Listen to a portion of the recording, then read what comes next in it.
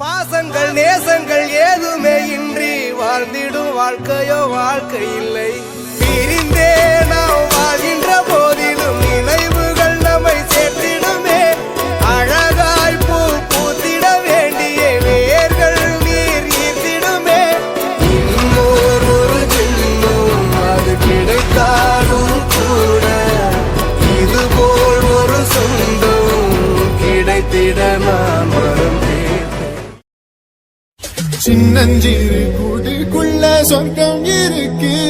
அட சின்ன சின்ன அன்பில் தானே ஜீவன் இன்னும் இருக்கு.